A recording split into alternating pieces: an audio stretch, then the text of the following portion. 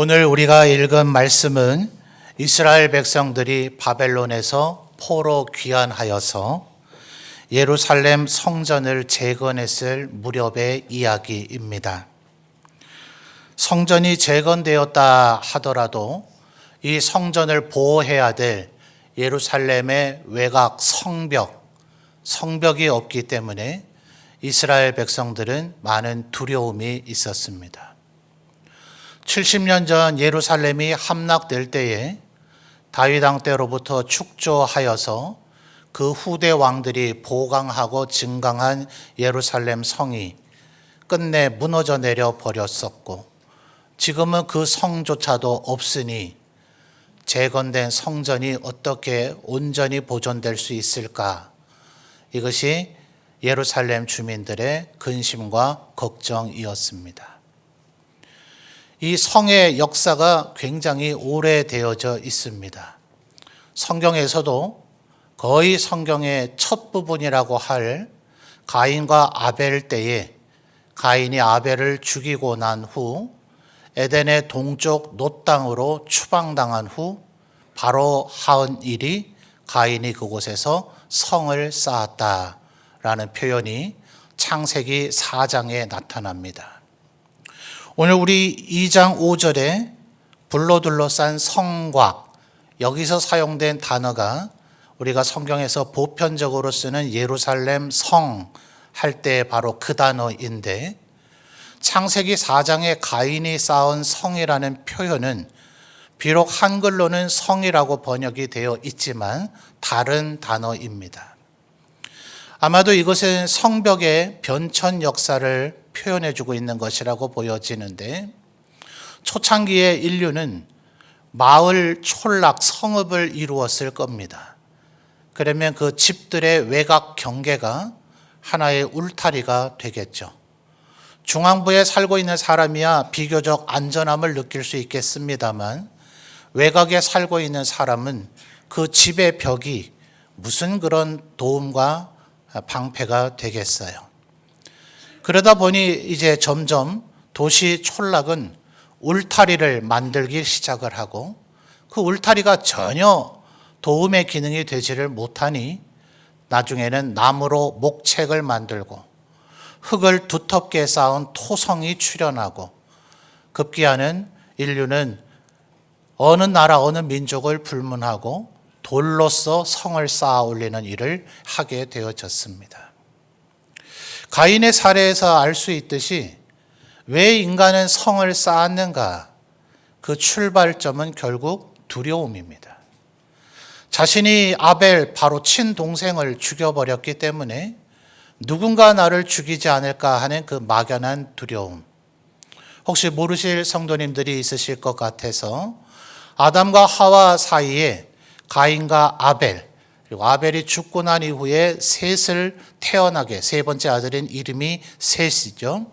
셋을 태어나게 하셨는데, 가인은 도대체 누구와 결혼을 했고 누구와 성을 쌓았는가 하는 궁금증이 있으실 수 있는데, 4장은 추방된 이후에 대략적인 사건을 먼저 기술하고 5장을 보시면 고대사의 족보가 나타납니다.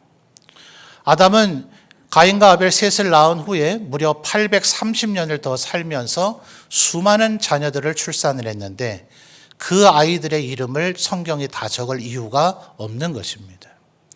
수천 년이 지난 이후에도 아브라함의 아내 사라는 아버지는 동일하지만 어머니는 다른 이복 남매였고요. 이삭과 리브가는 오늘날의 촌수로 따진다면 오촌 관계입니다. 오늘날에야 유럽에 지금도 현존하고 있는 여러 왕실들이 우리 왕족들은 너희 평민이나 귀족과 다른 존재다 라는 걸 인식시키기 위해서 그들은 계속 친족 내 결혼을 했고, 이것은 유전학적인 치명적 결함을 가져와서 그들 집안에만 있는 병들, 그리고 인생이 단명하게 되는 결과를 초래했기 때문에 의학이 발달된 이후에는 의학적인 이유 때문에라도 친족 간 결혼은 하지 않습니다만, 지금도 전 세계의 법률로서는 사촌 이내의 결혼을 금하고 있는 나라가 오히려 적습니다. 스스로 선택으로서 안 하고 있을 뿐이지 지금도 결혼을 금지되고 있는 것은 아니다. 그러니 이 고대 창세의 초기 시기에는 형제 간에 결혼하는 것이 너무나 당연할 수밖에 없는 선택이었다 하는 겁니다. 그러니 가인이 최초로 성을 쌓게 된 원인이 뭐라고요? 내가 아벨을 죽였던 것처럼 누가 나를 죽이지 않을까 하는 두려움. 그리고 내가 소유하고 있는 것들을 누가 도둑질해 가거나 아니면 강도처럼 나를 죽이고 빼앗아 가지 않을까 하는 두려움. 또 혹은 그렇게 되지 않는다 하더라도 내가 소유하고 있는 모든 것들을 지키고 싶은 탐욕. 누구든지 가져가도 좋다. 내가 생산해 놓은 것, 내가 소유한 것, 이건 나만의 것이 아니라 당신들 누구에게라도 나는 나눠줄 마음이 있다라고 생각을 하는 사람은 굳이 담이나 성을 쌓아야 할 이유가 없을 겁니다. 그래서 근본적인 성이나 집, 도시의 출발은 죄악된 인간의 탐욕으로부터 발생된 것이라고 봅니다. 그러나 그 이후에 세상은 어떻게 되었습니까? 하나님께서 노아 홍수의 심판으로 한 번 인류 전체에게 크나큰 경고를 주었음에도 불구하고 바울 사도가 로마서나 에베소서에서 논증하고 있는 것처럼 인간은 모두 다 죄인이 되었고 본질상 진노의 자녀라고 평가될 수준이 되어져 버렸습니다. 21세기라고 하는 지금 이 세대, 전 세계가 글로벌 시대로 하나를 이루자, 서로 평화 공존하자 하는 것이 하나의 가치인가 하면 지금도 버젓이 남의 나라를 침략하고 남의 것을 빼앗으면서도 조금도 부끄러워하지 않는 뻔뻔한 사람들이 우리 인류 가운데 누군가는 그 일을 지금도 하고 있지 않습니까?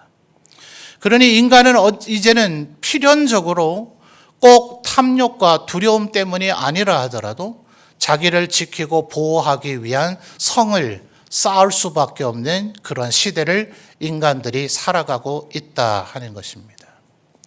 그러니 오늘 지금 이 스가랴 2장의 상황, 포로된 가운데서 돌아와서 하나님의 은혜로 성전은 다시 지었지만 이 성전과 예루살렘 그리고 그 주민들을 보호해 줄 외곽 성벽이 없으니 이 예루살렘 주민들의 두려움이 얼마나 컸겠습니까?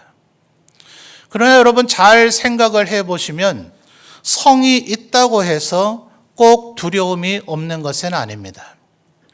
열왕기하 6장을 보시면 북이스라엘 시대 엘리사 선지자가 활약하던 시대의 이야기가 있는데 그때 북이스라엘을 위협하던 것은 아람이라고 하는 나라였습니다. 그때나 지금이나 전쟁의 승리는 기습 공격을 하면 아주 승리에 결정적인 기여를 하지 않습니까?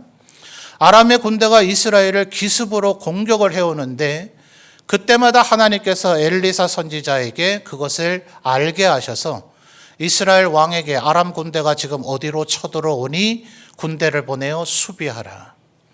아람 왕은 기가 막힐 지경이죠. 정말 기습을 하고 있는데 그때마다 이스라엘 군대가 딱 알아서 수비를 해서 전혀 공격 루트를 뚫을 수가 없으니 아람 왕은 극노해서 분명히 내 신하들 가운데 스파이가 있다. 이렇게 호통을 칩니다. 그러니 신하들이 뭐라 합니까? 임금이여 우리가 간첩질을 하는 것이 아니라 이스라엘은 엘리사라는 선지자가 있어서 그가 우리가 언제 어디로 공격하는지 이스라엘 왕에게 다 알려주고 있는 것입니다. 라는 것을 이야기하자 아람 왕은 엘리사부터 제거해야 되겠다고 도단이라고 하는 이스라엘의 견고한 성에 머물고 있는 엘리사의 성읍을 포위해 버립니다. 그러니 엘리사의 사환이었던 그래도 명색이 선지자의 종이면 사환, 종이라고 보통 표현을 하지만 오늘날로 하면 부교역자에 해당되는 신분이라고 봅니다. 선지자의 생도라는 표현도 나타나서 언젠가는 선지자가 될 수도 있는 사람인데 이 사람은 왠지 극도의 두려움에 휩싸여 있습니다. 그걸 안타깝게 바라보는 엘리사가 하나님 이 사환의 눈을 띄워주셔서 누가 우리를 지키고 있는지를 보게 하옵소서 하여 그 사환의 눈이 띄어질 때에 아람의 군대 수하고는 비교할 수도 없는 불말과 불병거가 하늘에서 도단성을 돌며 지키고 있음을 보게 합니다. 그러니 영안이 어두워져 버리면 아무리 돌로 견고하게 쌓아놓은 성이 있다 하더라도 두려움은 제거할 길이 없더라 하는 거예요. 다윗 왕이 그래서 뭐라고 고백했습니까? 하나님은 나의 방패와 산성과 요새가 되신다. 진정한 성은 돌로 되어 있는 성이 아니라 바로 하나님 그 자체가 우리의 성이 되어지시는 것입니다. 그래서 지금 하나님께서는 선지자에게 환상을 보게 하십니다. 1절부터를 보시면 선지자가 환상을 한 사람을 보게 되는데 그의 손에는 측량하는 줄을 잡고 있습니다. 2절을 보시면 선지자가 그 사람에게 묻죠. 네가 어디로 가느냐 물으니 그가 대답하기를 뭐라고 대답합니까? 예루살렘을 측량하여 그 너비와 길이를 보고자 하노라 라고 얘기를 합니다. 그러니 2절의 이 사람의 대답으로만 보면 지금 예루살렘에 대단한 성벽을 쌓아 올리려고 하는 기초 측량을 하는 것으로 보여집니다. 그런데 하나님께서 4절에 아주 중요한 얘기를 하십니다. 4절 우리 성도님들 한번 읽어보실까요? 시작.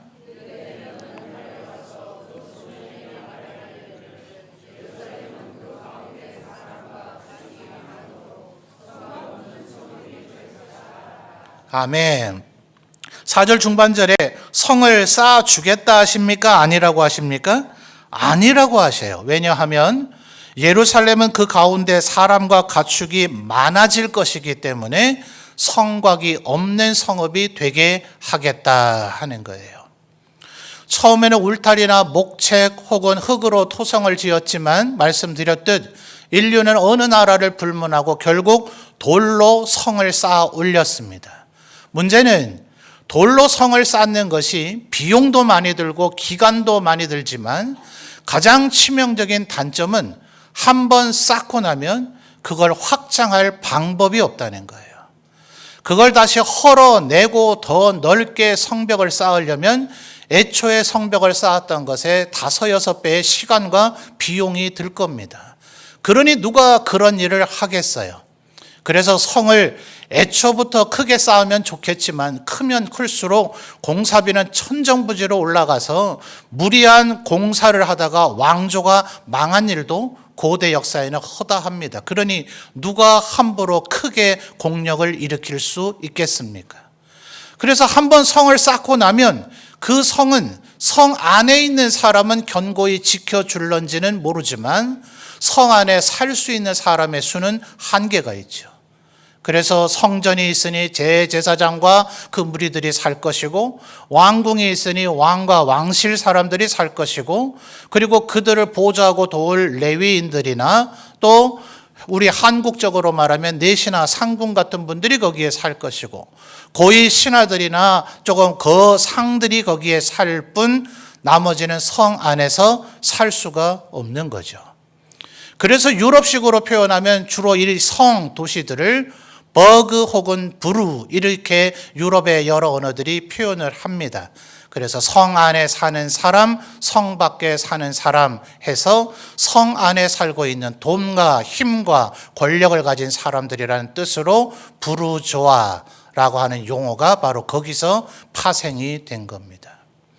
그러니 성은 언젠가는 무너질 수도 있는 불안전성이 있고 그 성을 아무리 견고하게 쌓은다 한들 그 성 안에서의 평안과 은혜와 축복을 누릴 수 있는 사람은 한계가 있으니 하나님께서는 그것을 원하지 않으시는 거예요. 그래서 4절의 하반절에 뭐라고 얘기하셨죠? 예루살렘은 앞으로 사람과 가축이 어마어마하게 많아질 것이기 때문에 성곽 없는 성읍이 될 것이다. 자, 이러면 불안하지 않아요? 성곽이 없으니 말입니다. 얼마나 불안합니까? 그래서 하나님께서 5절에 이 말씀을 이어서 하십니다. 5절 말씀 우리 성도님들 한번 읽어볼까요? 시작.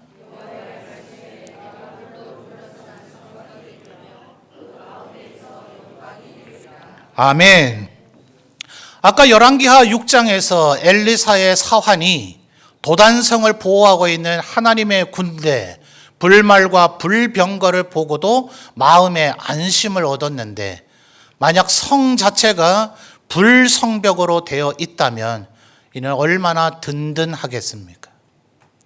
보통 성벽은 그 성벽을 넘어가거나 그 성벽을 허물어뜨려서 그 성을 함락시키는데, 성벽 자체가 불로 되어 있으니 누가 그 성벽을 넘을 수 있겠어요? 또 나무로 되어 있는 성이나 흙으로 쌓은 성이나 돌로 쌓은 성은 불질러 버리든지 아니면 투석기를 던지든지 아니면 근대에서는 대포로 쏴버리면 성벽이 무너져 내리는데, 불로 되어 있는 성벽은 그 모든 것을 다 녹여내 버릴 것이니 누가 이 성벽을 함락시킬 수 있겠습니까?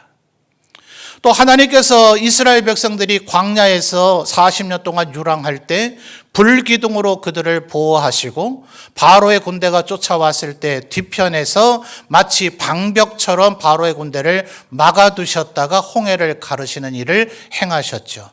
하나님의 이 불기둥 혹은 불성각의 운행은 천하 만물을 창조하신 능력에 전능하신 하나님이신지라 얼마든지 확장도 가능하고 얼마든지 두텁고 높이를 변화시킬 수 있는 능력의 하나님이신 줄 믿습니다. 그러니 인간이 만들어내온 그 어떤 성벽과도 비교할 수 있는 하나님께서 내가 너희들의 불성각이 되어주겠다, 그 무엇도 두려워하지 말고 염려하지 말라는 하나님의 말씀입니다. 그러니 그 성 안에 있는 사람들이 얼마나 기뻐할 수 있겠습니까? 누구는 성 안에 들어갈 수 있지만 나는 성 안에 들어갈 수 없어서 성 밖에 살아야 된다는 불평할 사람이 단 한 명도 없을 거예요.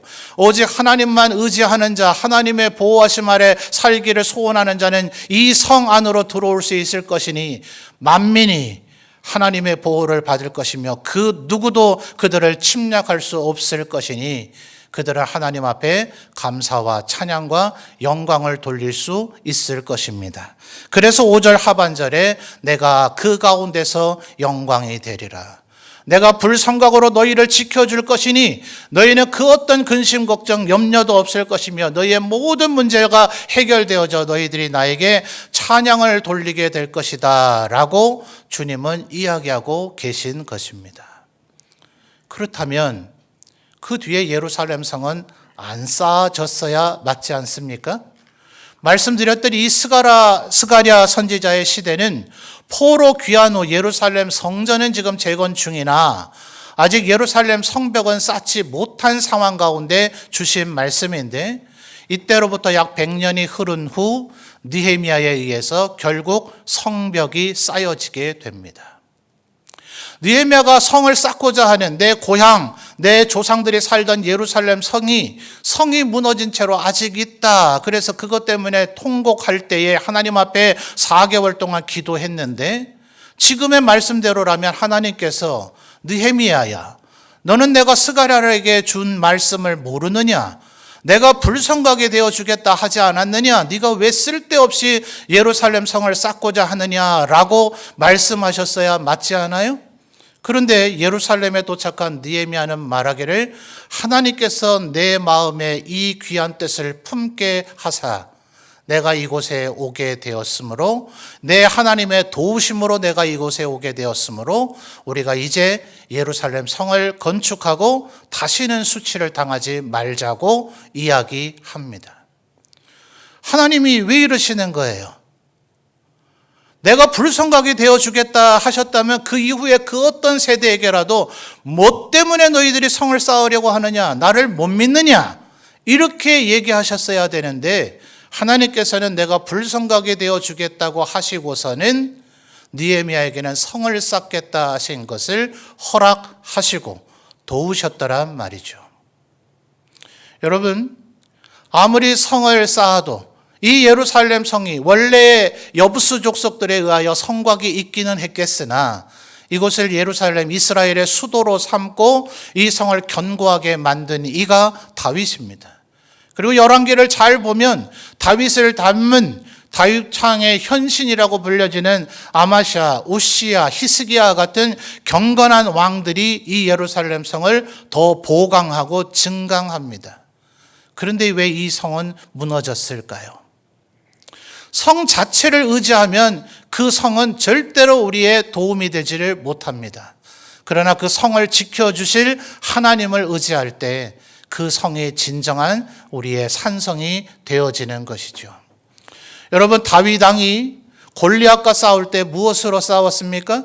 물맷돌을 가지고 나가 싸웠습니다. 그런데 그가 사울 왕의 죽임을 피해 도망 다닐 때 그는 제사장 아히멜렉에게 가서 여기 혹시 칼이 없느냐? 제사장이 말하기를 당신이 죽인 골리앗의 칼이 마침 여기 있다 하니 그보다 더 좋은 것이 없다 하며 그 칼을 취해서 사용하기 시작합니다. 물맷돌을 던지면 신앙이 좋은 것이고 더군다나 이방인이 쓰던 골리앗의 칼을 잡으면 그때부터는 다윗이 믿음이 없는 것입니까? 다윗은 오히려 이 골리앗의 칼을 취한 후 그리고 나서 이스라엘의 왕이 되었을 때 지난 사사기의 400년 동안 이스라엘을 늘 침략하고 침노하던 주위의 모압, 암몬, 에돔, 아람, 블레셋 그 모든 나라를 정벌하는 왕이 되어졌습니다. 골리앗의 칼로 그렇게 한 것입니까? 아니요. 사무엘서의 기록을 보면 언제나 다윗 왕의 군대는 수세이고 열세였지만 하나님께서 이렇게 말씀하십니다. 너희들은 뽕나무 숲에 숨어 있다가 뽕나무 꼭대기에 군대가 행진하는 소리가 들리거든 너희도 뒤따라 나오라고 말입니다. 세상에 뽕나무 꼭대기에 행진할 수 있는 군대가 어디 있습니까? 우리가 성경에 뽕나무라고 번역된 나무가 정확히 어떤 나무가 나 잘 모르겠다. 그 나무의 높이가 얼마인지 모르겠다. 나무 꼭대기가 얼마나 견고한지 모르겠다. 아니 이런 걸 전혀 모른다 하더라도 우리가 알고 있는 상식 속에 나무 꼭대기를 행진할 수 있는 군대가 어디 있어요? 이건 오직 하나님의 군대밖에 없죠. 불말과 불병거, 불성벽을 만드실 수 있는 이의 군대, 그 하나님이 부리시는 군대. 결국 다윗 왕의 승리는 물맷돌로 이긴 승리가 아니고 골리앗의 칼로 이긴 승리가 아니며 오직 하나님이 그와 함께 하실 때 가져오는 승리더라 하는 거예요. 그러니 하나님께서는 우리에게 골리앗의 칼을 취하는 것을 정죄하지 않으십니다. 성곽이 없는 채로만 무조건 살아야 된다고 얘기하지 않으십니다. 분명히 성곽이 없는 것보다는 나무 울타리가 더 좋을 것이고 목책이 더 좋을 것이고 토성이 더 좋을 것이고 그보다는 돌로 쌓은 성이 더 좋을 것입니다. 그러니 분명히 더 유용하고 더 효율적이며 더 효과가 있는 방안과 방법, 도구들을 우리가 생각하는 것은 분명히 지혜로운 하나님께서 주신 지혜를 사용하는 방법이기는 합니다. 놓치지 말아야 될 것은 우리가 그 도구 자체를 의지하는 한 하나님은 우리와 함께하지 않으신다는 것입니다. 성을 아무리 견고하게 쌓아도 느헤미야가 쌓았던 그 성도 다시 무너졌고 지금 예루살렘에 가보면 성벽의 흔적은 어디에도 없습니다. 다 회파되어져 버렸습니다. 오직 성전의 외벽 일부만 남아있을 뿐인 거죠. 그러니 여러분, 우리는 필요하다면 이제는 물맷돌은 내려놓고 칼을 들 수도 있을 것입니다. 이제는 나무 목책은 헐어버리고 토성을 쌓을 수도 있을 것이고 토성을 헐어버리고 돌로 견고한 성을 쌓을 수도 있을 것입니다. 분명히 유용함과 효율과 효능의 차이는 있을 것입니다. 그러나 우리가 사용하는 도구와 전략과 방법이 무엇이라 하더라도 그것이 하나님께서 지켜주시는 것이 아니면 하나님의 뜻이 부합되는 것이 아니면 그것은 우리에게 조금도 도움이 되지 못할 것임을 꼭 기억하셔서 우리가 절대적으로 의지해야 될 것은 돌 성곽이 아니라 우리의 불성곽 되시는 하나님 그분 자체임을 기억하시며 살아가시는 우리 모든 성도들이 되시기를 바랍니다. 여러분, 그런데 왜 하필이면 불성곽일까요? 하나님은 홍해도 가르시고 요단강도 멈춰 세우셨으니 하나님은 물로도 얼마든지 성곽을 쌓아 주실 수도 있지 않으실까요? 전능하신 하나님이시니 저는 분명히 가능하다고 봅니다. 왜 하필 불성곽이었을까?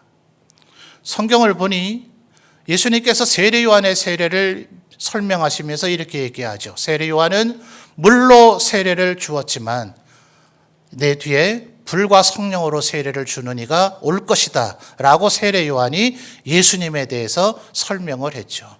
예수님께서 주시는 세례, 하나님이 우리에게 주시는 진정한 세례는 마치 뭐와 같다고요? 불로 받은 세례와 같다 하는 겁니다. 사도행전 2장을 보면 초대교회의 오순절날 예루살렘 교회에 성령이 임하셨는데 성령에 임하신 그 모양이 어떠했느냐? 누가가 기록하기를 마치 바람 소리 같은 소리가 들렸고 사람들의 머리에 불의 혀처럼 갈라지는 것이 보였다라고 기록을 했습니다. 여기서 절대로 오해하지 말아야 되는 것은 성령님은 바람이고 불이라는 얘기가 아닙니다. 120명의 마가의 다락방에서 기도한 사람들은 분명히 느꼈습니다. 그들의 입이 달라졌습니다. 그들의 마음이 달라졌습니다. 그들은 분명히 성령께서 내게 임하셨구나 라는 것을 알았는데 나머지 사람들에게 도대체 당신이 임한 그 변화가 뭐냐라고 설명을 해 주려니 이 세상에 있는 것으로 도무지 설명할 방법이 없어서 마치 바람이 왔다 갔다 하는 것과 같은 것을 내가 느꼈고 우리 머리 위에 마치 불의 혀처럼 갈라지는 것과 같은 느낌이 들었다고 보는 것이 정확합니다. 그러니 정확히 불이라고 할 수는 없지만 성경은 언제나 성령님과 관련해서 불의 표현을 사용하고 있다는 것을 우리가 염두에 둘 필요가 있습니다. 그러니 여러분, 우리 성도들의 각 사람이 불성각이 되었으면 좋겠습니다.